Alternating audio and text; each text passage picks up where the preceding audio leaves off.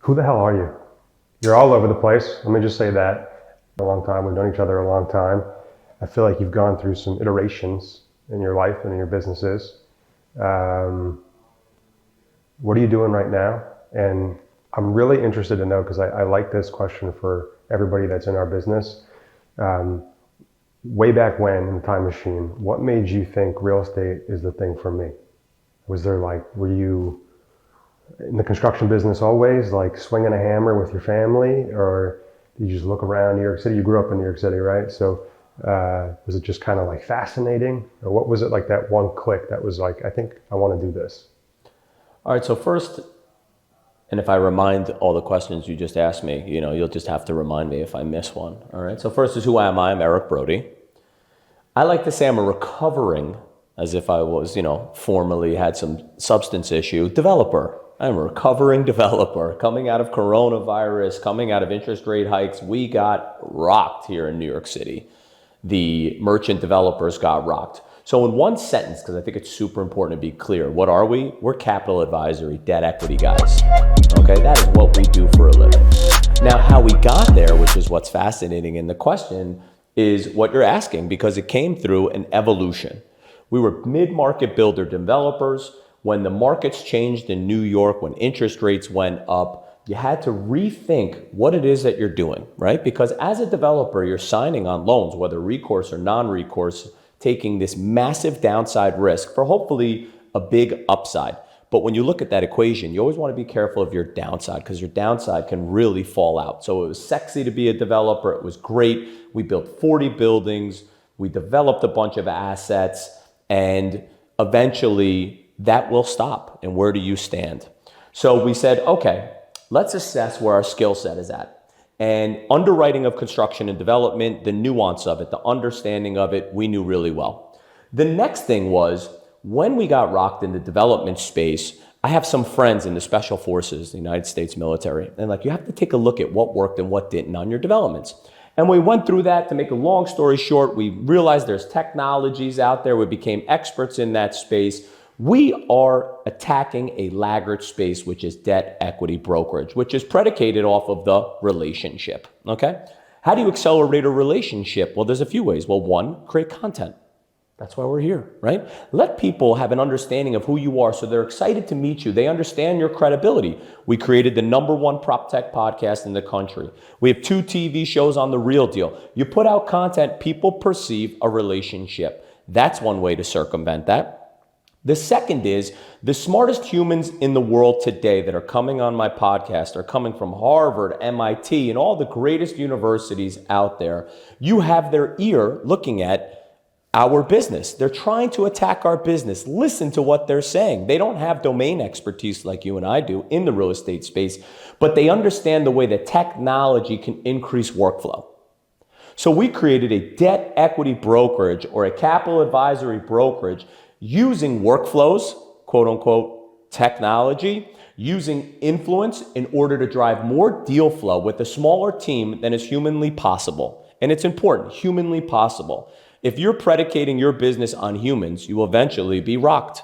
There are so many ways to create an advantage using specific workflows and using influencer strategies to drive more deal flow. So we're attacking the debt equity space. We think that they're laggards. We think that there's massive opportunity in working on amazing deals. And everything that you saw, venture capital, development, all led to this one moment. So in one sentence, we're debt equity brokers. Now, the second question you asked me is how you sort of got into real estate, right? Like, what was the specific question? What was the first, reason as to why you wanted to get into real estate? All right. So I'll tell you why. So I grew up in Brooklyn, very close to where we are today in the Gowanus. And my father was an architect, and he was an artist, and he was a sculptor. And I was like, that's fascinating. But my first foray into real estate was like, well, I'm not an artist. And my mother was a public school teacher. So as I grew up, they said, Eric, we've been buying brownstones in Park Slope. So I just want to go back to that. My mother is a public school teacher. My father was an architect, and they were able to purchase brownstones. You being in this neighborhood, who can purchase a brownstone today? And isn't an architect and a public school teacher?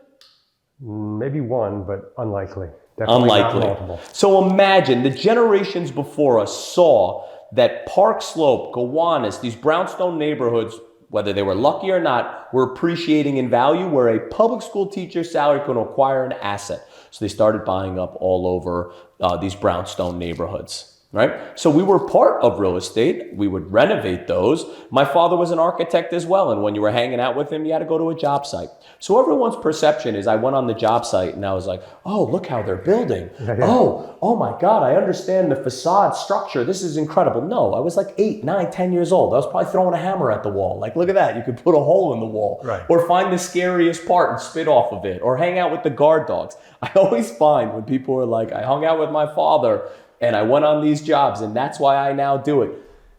You are 7, you're 8. You think you want to hang out with them in an architectural meeting? Whatever. That wasn't me. Right? Yeah, there's always like in it, like the exposure though is it stacks on top of itself. So well, that's where I agree with you, right? Like the subconscious, but this conscious perception that like I'm going to be a builder developer one day when you're 9 on a job is just I don't know about that thesis. So my father once says to me, he goes, Eric, you're an entrepreneur, because in college I started writing business plans. I didn't do so well. I was certainly not going to grad school. I wasn't going to law school. But my family was like, well, you need to be an entrepreneur. And I didn't really know what it meant. So when I dove into that, I started writing business plans because business plans are the basis of any business. Like, can you underwrite? It doesn't make sense for you to spend all of this time or your career on a specific business if you don't know if it's even going to work. So I got into the gym business. I like that. I underwrote a deal. I actually looked at some technology business at the time, and none of it made sense. So my father's like, look, I'm an architect. And architecture is basically taking a massive amount of risk to hopefully be able to design something that's really impactful. But in New York, with the zoning resolution and the building code, you can't be that creative. So he was like, the best place would be to be a builder developer. You should look into it. So here I am, an entrepreneur. So I started to speak to his clients. So I became an indentured servant when I left college, all right? My father's like, you can be in my office, but I'll never pay you. You're not an architect, okay? So 9 to 5, my father would have me go into the Department of Buildings, landmark preservation, and I had no idea how I was going to capitalize on it, but I knew it was important. Then I went to construction school at night from 6 to 9. So let's say you learned about underpinning. The next day I'd go to my dad, be like, Dad, you have a job site that's underpinning? He's like, go to the Bronx, go to Grand Concourse and ask for the superintendent, he'll show you underpinning, right? Then on the weekends, I was a real estate broker because somehow I had to make some money, right? And that was my life. And that accelerated so much because I learned that the real estate business doesn't like construction. People fear actually building something. So I was like, cool. Anytime people are running away from something, you run towards it. There's a real niche there. So I started owner repping, we call it. I started to then find sites where there was inefficiencies in the zoning because I understood the zoning. And one day I found a site and I went to my dad and I go, Dad, I know you're not my investor, but you can do a zoning study for me. I think I found something that's being sold as a 2-family home, but really should be a 10-unit development. And when we did that and I had found it, I then had a network of people who wanted to invest into the deals. And I finally was like, oh my God, now I can build and develop. So we became a building developer based off of an inefficiency in another broker underwriting and selling an asset. And that lasted from 2003 till about 2021. And I built about 40 projects over that time where I was the principal builder and developer. I built for others, and I had gained such a large wealth of knowledge in the development and construction space. So what did it really come down to? Maybe what you said, going on a site as a child really did influence my trajectory. Yeah, probably. It never happens like purely linearly, right? Like it's all organic, and one thing leads to another, and then all of a sudden, before you know it, you're in the mix. And you're an entrepreneur. This is your business. You're not working for a big firm, right? That 100%. There was something within you that said, I'm willing to take that risk and I prefer to do it on my own. I agree with you. And you know that the trajectory is never linear. You have gone up, down, right, left, fear, this, that. But you know what? At the end of the day, at least it's your life. You're not making money for someone else. You're doing it for yourself. And I find that to be like the only way to go forward. You said something to me like a month or two ago when we were together that I thought was really interesting that I don't even know if you remember saying. We were talking about like, I may have said something like, we just can't be like afraid of what's next or what's happening. And you said, that's not true. Everybody's afraid. It's just who's better at dealing with that than somebody else. And I thought that was so interesting because like the market is tricky, it's funky, it's been weird. Like that is so obvious. And the quicker that we realize how obvious that is and just acknowledge that there are difficulties, the quicker you can be to pivot and change and overcome. And I feel like that's a lot of what this, one of the businesses that you're involved in now is sort of born out of, which is like, 100%. I acknowledge that things are different and things are harder, especially in the development space, especially when you double, triple interest rates. We're talking about conventional rates. We're not even talking about construction financing in 12 months, 9 months, right? So what do? Okay, you acknowledge that things are strange and hard and you figure out what's next. And that's like the epitome of being an entrepreneur like you are. Well, I think it's something you said that isn't so easy. So the lens of reality, like you're saying, right? In the mid-market space, because look, the big dogs, the head of the comet, we like to call it, you're seeing them hand the keys back. You're seeing them react as fast as possible, okay? Me and you were talking about the mid-market space. We're talking about families. We're talking about humans, right? Not these big organizations with all these guys looking, or girls, or however they identify, looking at these analytics and making a decision, all right? So first and foremost, what I had said was, we're all scared, right? Those that react under fear, and like you were saying, you do martial arts, you're scared. The guy's huge. This person's huge that you're going to be grappling with, right? But you do it, right? Meaning you have courage, which is even if you're scared, doing something, and that's what you have to do. You always have to remember that. So I agree with you. To be an entrepreneur, you must have courage. That is not the lack of fear. That is embracing it and still moving forward, right? The next thing is decision making in the space and the lens of reality. I would have kept my head in the sand unless I had gotten rocked on an asset where there was no way of escaping, right? You're like, oh, pretend and extend. No, there's still some equity there, investors. The head of the comet, the top people are like, life is short. We have a finite amount of money. That money is gone. Don't wait 10 years to maybe get it back. Stop wasting your time there. Get rid of it. Focus on where you can make money. You have to pivot. And we don't in the mid-market space because there's so much emotion involved. We're so, oh my God, if we lost $1 million or 500,000 or 4 million, it'll never come back. If you have that fear, you can't look at the lens of reality and react to go find a place where you're going to make money. The smartest people I met in that space left New York. I stayed in New York developing.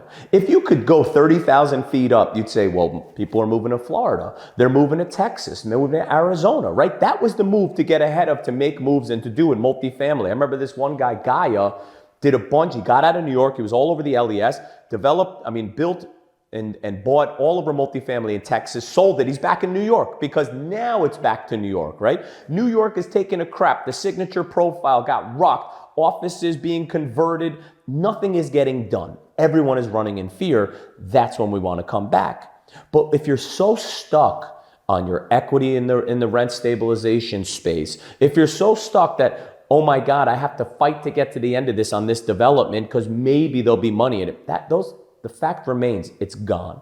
And the sooner that we recognize it is not to say like, you've lost everything. It's you only have a finite amount of time with your skill set. You have to go invest and develop or move your money where it's going to work. Right. People view it too often as giving up, but it's not really giving up. It's just shifting.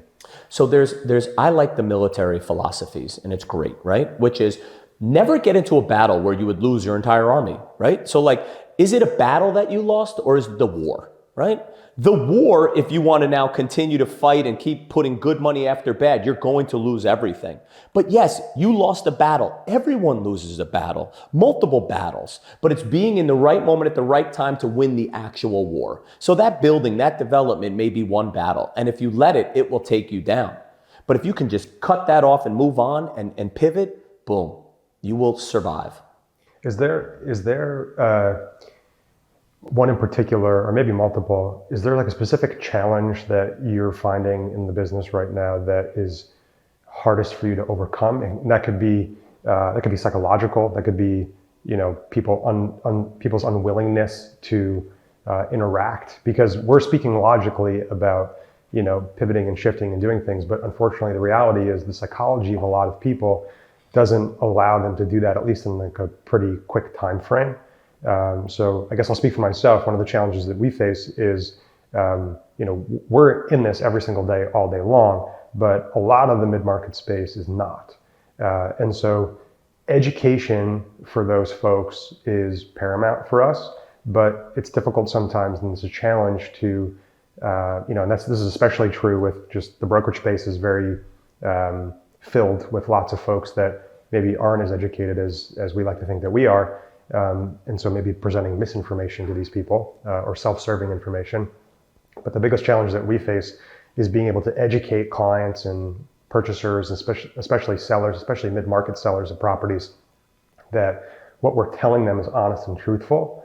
That's the biggest challenge for us right now. Used to take a month or 2 or 3, or I should say everyone's willing to accept the education if it's what they want to hear. But in a marketplace where it's not what they want to hear, that education process is just taking longer. So I'm curious if there's like a specific challenge or maybe like a specific niche, because I know that you were doing more of like the pref equity space or rescue capital space, which is all predicated on a psychology that's maybe not as amicable as somebody making a ton of money. Yeah, so I think it's at multiple levels, but the first one is a Machiavellian principle called the effective truth, right? Where you actually have to see that reality and then act on it. You can't say the effective truth would basically be like, I tried really hard and then I lost. It's just you lost, right? So the reality is that on any of these levels, let's say macro, well, the bid ask is off.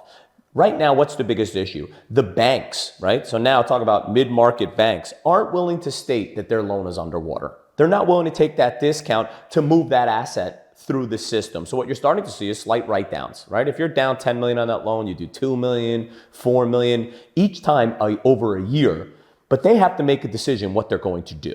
Okay, so the first is like until the banks went insolvent, like let's say Signature or First Republic or whomever, they were forced to take a look at it. But everyone else who has these loans out there in these direct lenders, credit funds, they need to take that loss. And they're just not yet. So the new buyers coming in, and I think that this is really important. When you talk about rescue capital or debt or equity or any capital, and that's how we see it. We don't now say it's pref or mezz or common or debt. To us, it's money.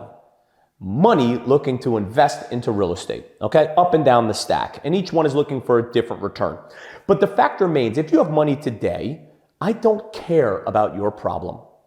Okay, whatever issue you're having on your asset is not my problem. I want to make money on my money. I want to put money in and I want to get a return. They're looking at it with a clear lens of the new reality with interest rates, with hard costs, with insurance up, with interest rates up. You are still hoping for a better day. That to me is a psychological issue as long as a macroeconomic issue. And that is what we're seeing all over the place, right? And the question then remains is, so like, what do you do? Right? So we have positioned ourselves in a few different spaces. Well, one of them is like being super truthful and straightforward with people, which many don't want to hear, but then they thank you later. Because the reality is we will hide from our own shadow. That is a fact. You don't want to see, like you had said, what is actually happening. So the first isn't necessarily education. It's just saying, bro, you got a problem. Yeah, you need to look at this problem. And we're not saying it's a problem so that we're the bearer of bad news. If you can't at least be radically transparent with yourself so that you can solve it, like, what are you doing, right? And that's sort of a personal, interpersonal, that's a spiritual, and that's a macroeconomic, right? So the reality is first, like, here's the issue. What are our options now? Yeah. And you're seeing it. Banks are fed up. They're foreclosing on you. What do? There's so many moves to make that nobody knows. Why? Because the last 20 years they were making money. So all of these people come to us because there is a strategic, tactical way of dealing with that when you have a problem. Ducking your head under and hoping that the bank is your friend is not going to happen. You need to pay attention and then put the team in place that's going to help that transition. Don't let them just slaughter you, right? Then when you look at sort of the new deals out there, they're like, interest rates are too high. How are we supposed to now develop it? It's like, well, you need to acquire based on this new reality. Hard costs up, insurances are up. You need to look at it based on that so that when you invest or you now capitalize a new asset, it's going to win. So new money doesn't care, and that's how you need to look at it. These are my rules, and I need to find those deals. Banks need to move this stuff through the system, and people are optimistic that they will. They'll start to move these assets, that there'll be more transactions. Look at us. We're working on transactions. Transactions don't happen. We're not getting paid. Right? We're just hoping that the transactions pick up and people perceive in 2024 they will, because in 2023 it was down. New building permits in New York, we have no supply here. Zero. I mean, you're in Gowanus, so you're seeing everything going up right here, so you may have a perception, but like, that is it. That's one of the few. That's like one of the few spaces that are happening. But overall, there is such a supply, there's such a demand need right now, and we're not doing anything. We're trying. So that means like it's going to keep continuing to be slow, but I think transactions will go up as banks move this through the system. I do too, and I think that the interesting point that you just made, and it's something that we don't just see in development, we see in multifamily investing or value add investing, or even like core plus type investing, is for the last 12 months, especially in the last 6 months, the purchasers of those properties, so in your terms, the new money, it's much easier for them to view it through the lens of everything becomes a pass-through to the seller of the property, right? So yeah, okay, so there's new rates, there's new costs, there's in some cases new rents, right, which have increased over the last year, 2 years or so, right, but have seemed to taper off a little bit.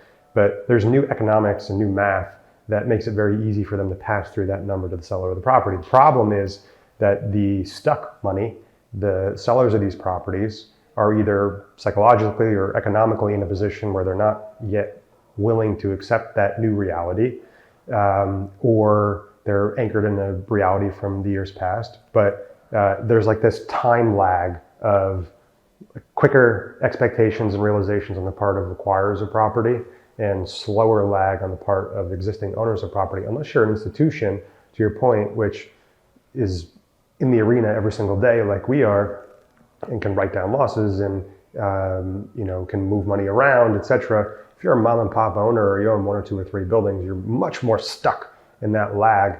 But I think we're coming out of that, and we've seen an uptick just in the last month or two.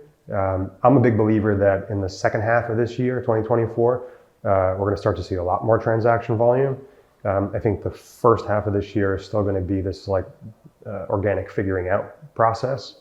Well, everyone, as you know, he said it, second 6 months, make sure you grade him on that, that transactions are up. He said it here first, people. I completely agree with you. I also think that it's funny because you and I as entrepreneurs, smaller shops, can have a much bigger impact on the marketplace. I think that our businesses are changing. This idea that you need massive companies in order to create transactions. So let's just talk about this from a laggard industry, right? You need to be in the moment that the transaction is happening, right? Because if the transaction doesn't happen, you and I aren't paid.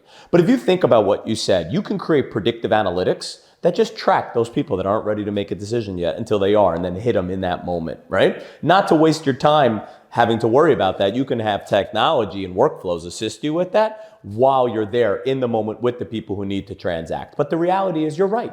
If you have 1 or 2 assets, that 100,000, 200,000, 2 million, 5 million, whatever it is everything to you, and you're not prepared to transact yet. Those people need to go in the back pocket, keep marketing to them, keep talking to them, because they're not ready to make that deal happen, right?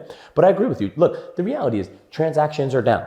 You're right. Outside of New York, multifamily supply is dampening rents. Inside New York, I think it's going to continue to increase the rents because, by the way, we can't get more supply on the street. Yeah. Nobody is on our side when it comes to any type of bureaucracy and legislation. They are not on your side.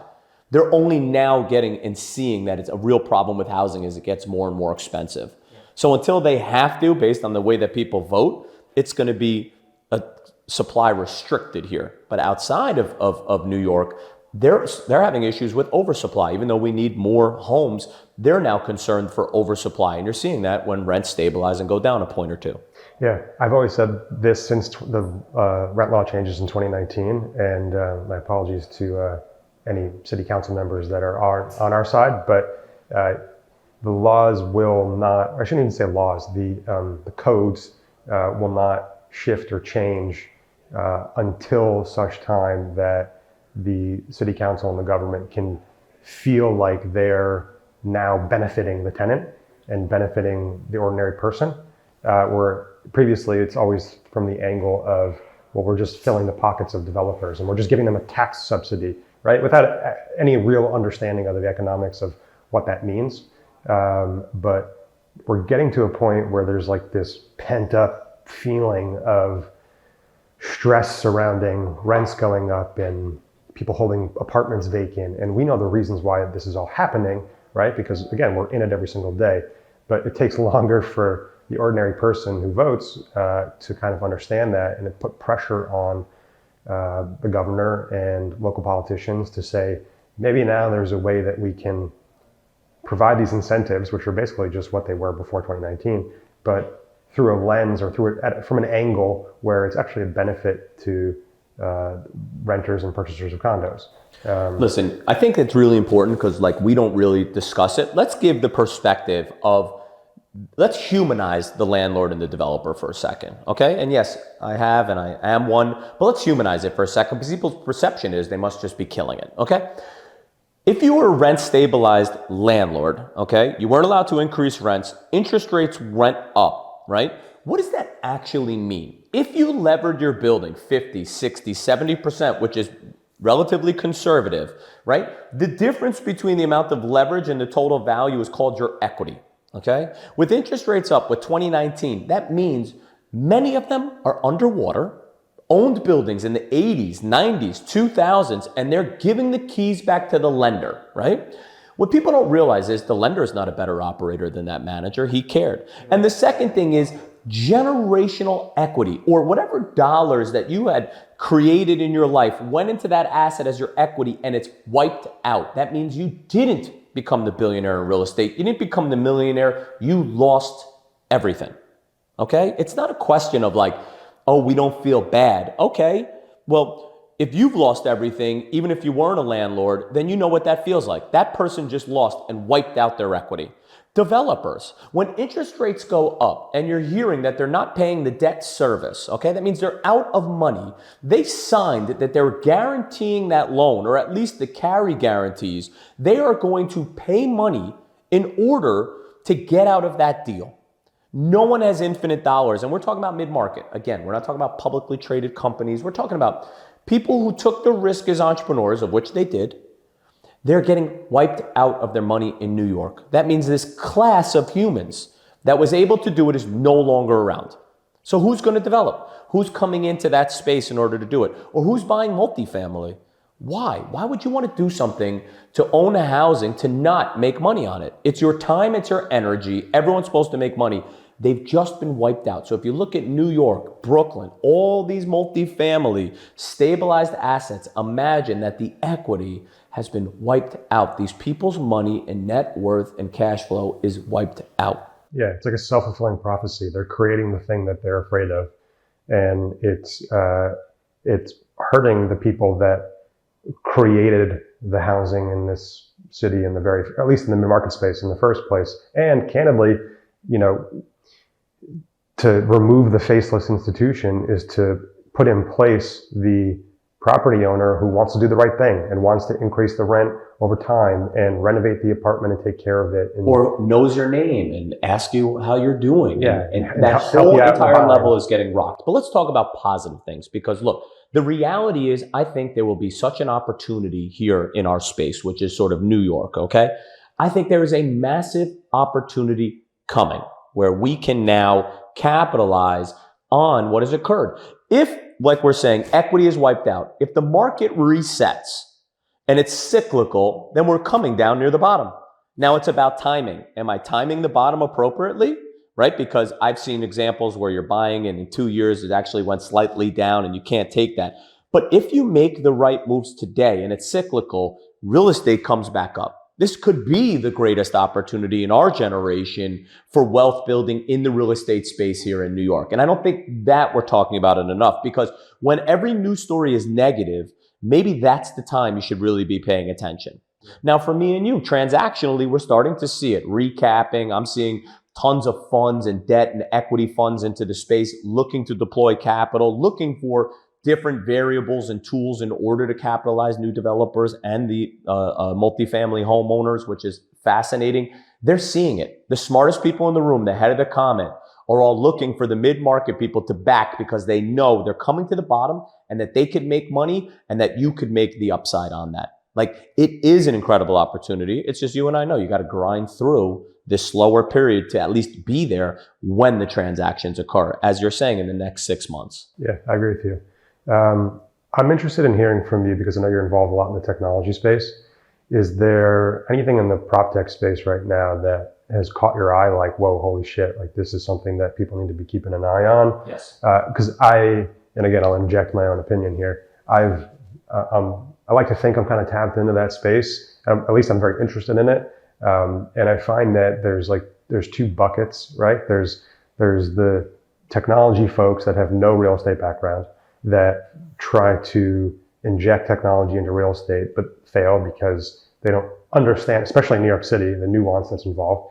And then there's the real estate folks that try to implement a technology or create a technology, but don't really have the technological background to make it work. And so like the harmony of those two is really difficult. And I think a lot of people jump straight at, how do I disrupt? How do I get rid of all brokers? How do I get rid of, how do you click a button and buy a building? Maybe one day that'll happen through Bitcoin or something. Sure. But what I found is that the best technologies that we're trying to use and trying to incorporate are ones that are slight innovations and make things slightly more efficient for people and couple itself with the person as opposed to attempting to eliminate the person. I think you hit the nail on the head. So let's break it down. They're disparate industries, okay? They don't know each other, okay? Domain expertise on both sides, they're missing it, right? They're not talking the same language. Real estate wants to know you're going to make them more money. Technology is saying we're going to make you slightly more efficient, and we're not exactly sure how we can do that. The next thing is everyone, disruption. Well, the fact remains the public market saw that the investment into technology to real estate is down like 80%. Valuations are down 50% because the dream of changing the universe didn't happen, okay? And to me, good, public markets. But that's not you and I, okay? So I think the first thing is you get it. You get that life is a game of millimeters and milliseconds. And that's not me, that's snipers, okay? Millimeters and milliseconds is life and death. If technology could give you and I an advantage of 1 point, and we understand inverse proportionate, look at NOI to cap rates, right?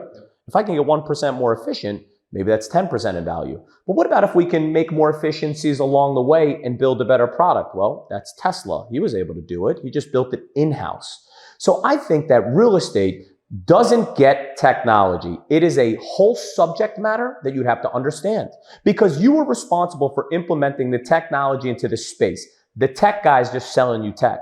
He's not telling you what that value is going to be. He's trying to sell you on that value. You have a responsibility to understand it. You have responsibility to test it and work with it and create that culture in order to do it. I also think you create it for your proprietary software for yourself so that by the time this laggard real estate industry figures out what the hell you've been doing, you're killing it. So the perception has to change. We're not going to now change by clicking a button, but if it gave me and you more efficiency by 1 to 2% a day, we're killing it. And we need the industry to stay laggard and we need them to stay naive to the space so that you and I can take advantage of it. And the fact remains in the mid-market space with all the trauma that's happening to our assets and in development, we don't have time to pay attention. We need that to keep going so that you and I can take advantage with the amount of data and understanding that we know. Watch what our companies do. We will never say we are technology companies. I'm not a tech company. I'm a debt equity broker, capital market advisor. What's under the hood is none of your business right now. But one day you'll be like, what the hell did they do? And why are they doing so much volume with so much less staff? Yeah.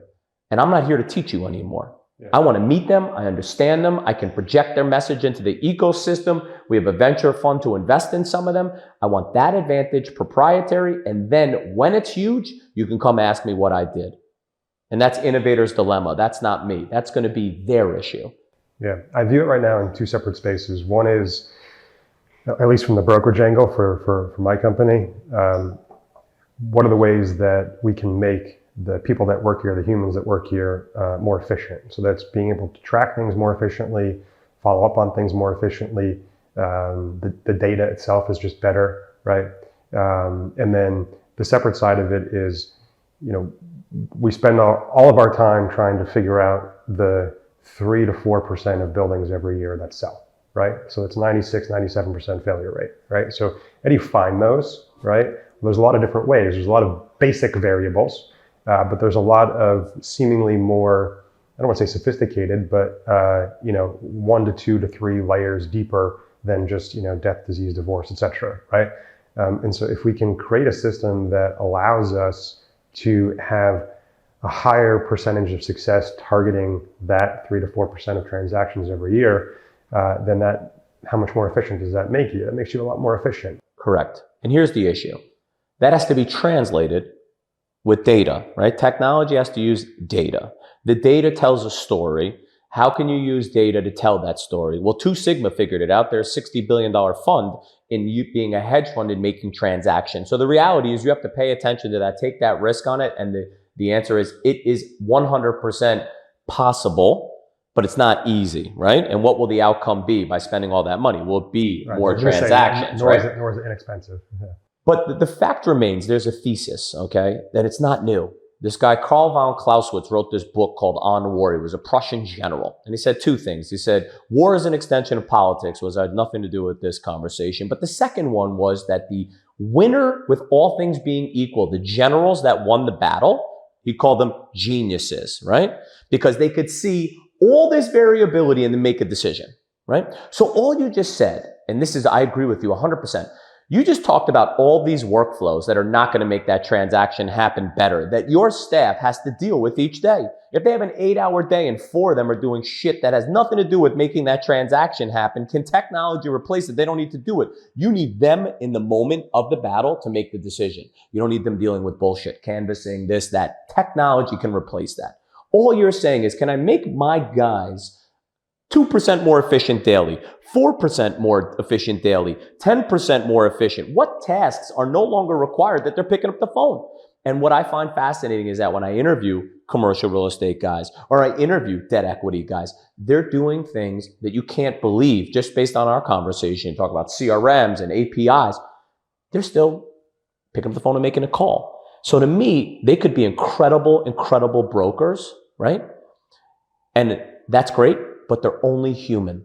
And there's so much more you can do with specific workflows than just being human. And there's nothing wrong with being human. It's just if today you're predicating it on human labor, you're going to lose. We can do so much more without just having to make the call.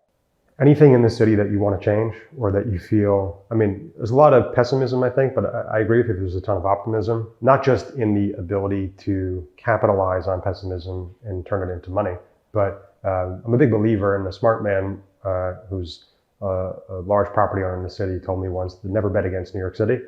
And I agree with that, but I feel like it's important as, thought leaders of real estate in New York City to continue to think about things that are important to see happen. And that could be as simple as reintroducing 421A. Obviously, everybody wants to change the rent laws from 2019, right? Okay, those are big things that have, more of a resistance that you put up against. But is there anything like specifically, I don't know, I'm thinking like potential rezonings or removing certain local laws. Like, there are so many things that I think real estate owners feel like are handcuffing them. And by no means do I want to see like the Wild West of private capital take over New York City, because I do believe in some regulation, especially in a place like New York City. But I'll give you mine, and I'm curious what yours is. And I've been saying this for a long time. I would love to see somebody actually spend time and resources and energy from the public level investing real money into the subway system in New York City. I think that the subway system in New York is probably the most integral artery that we have. And we're already seeing congestion fares go up in Manhattan. I think that's likely the case to extend into other parts of the city. How many trucks are double parked everywhere? The subway is so integral for us, but it's not good. It's great. The foundation is fine. But I also acknowledge that we have 100-plus-year-old infrastructure, and those things are difficult to change. So you can't just like fill it in and redo it, right? But I feel like we're not talking enough about in New York City the things that are maybe like a little more peripheral to add value to real estate and honestly make people's lives better. And I think that starts with public transportation. So I 100% agree everything you said. 421A, legislation changes, public transportation, agreed. I'll tell you, There's two things, and I think that they, are not, I think that they complement each other. First and foremost, I want the hate to stop. When I grew up, it was rough in New York. It was rough. And it changed. Giuliani, Bloomberg, everyone wanted to come to New York City again. We have lost, in my opinion, this PR war with like Miami and Texas and all these other cities. Everyone's like, oh, this is so dope. You're like, what happened to everyone wanting to rap about and be a part? And the culture was New York. The coolest gear was coming out. The latest words. Like, we need to win that culture war again, because I agree with you. Don't ever bet against New York. New York is a monster economically and spiritually to the heart of America that we need to bring back. I don't want to hear any more hate or people leaving. We got to keep people here. So how do you do that? Well, first and foremost, I think we do a fantastic job with like entertaining. I think it's phenomenal. We need to get back into that. We need to create these moments in the public sphere like we were doing on the West Side Highway with these gorgeous parks. We need to create that vibe and energy so that more people want to continue to come here. We're losing. Why don't we have Formula One? Why did Vegas get it? Why is Miami getting it? When are we going to take risk here again and bringing the dopest events that the world wants to come to back to NYC? What's the latest song that's out? It's like, I was just thinking about it. It's like Biggie Smalls was like the last guy saying like, where Brooklyn at? Like, what happened? We need to bring that back, bring that energy back. That's what I need. Jay-Z, Nas, but it's like, where's our anthem right now? When I was in school and college and the rest, everyone wanted to know what was up with New York. Now everyone wants to be in Miami. No, that needs to change. We got to bring that back to NYC. Even though, by the way, I make money all across the country, but I'm a native New Yorker. Like, this is the greatest place on earth. It's rugged. You got to get things done. People are direct. It's phenomenal. But I feel like we just, after COVID, and by the way, it happened. Urbanization got rocked during COVID. We ran outside of New York. Now it's time to come back. This is still the cultural and epicenter of the universe to me. It's here. It's happening. We're just not getting the right press about it. I agree. And Charlie Munger always says, show me the incentive and I'll show you the outcome. And sometimes I feel like... May he rest in peace. May he rest in peace. Yeah, smart man. Sometimes I feel like I don't want to ask for the government or the New York City legislature to do things for us, but I think it is precedent upon them to try to create certain incentives that allow younger, smarter, in some cases, immigrant technology workers to businesses to be a little bit more efficient in working in New York City. Of course. If you incentivize small business and sometimes large business, I mean, look at Amazon a number of years ago, right? Yeah. If you incentivize true up-and-coming businesses, and it doesn't have to be technology, right? That could be events, that could be, better showcasing of culture, etc. You start to attract younger, more fresh talent that continues to build from the bottom.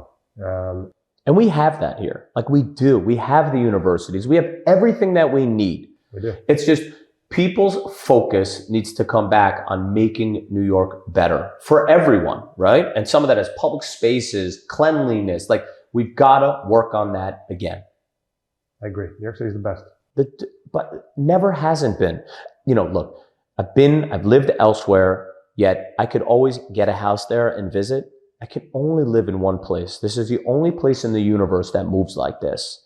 This is the vibe. This is the moment. We just need to bring it back. And you know what? Let it start with me and you. You know what I'm saying? Like, we'll get the word out. So I appreciate you, man. I appreciate you too. Any last words? No, look, I think that people really need to focus on guys like us, not only creating content, using specific workflows to create efficiencies. There is a real moment over the next few years that the large organizations will be the only other people paying attention, and anyone in the mid-market that isn't getting on understanding influence, digital marketing, and technology will get wiped out. And it's a real opportunity for guys like us to really corner a large section of the market, as those big companies were too fat, overblown, and it's a great moment for entrepreneurs. And we just need to stick together and be vulnerable and be honest. Like, this fluffy bullshit in real estate that everything is fine needs to end. Like, get the lens of reality. We got rocked. How are you going to pick up the pieces and win? I love that. Eric Brody, you're the man. I appreciate you. Yeah, I appreciate you too. All right.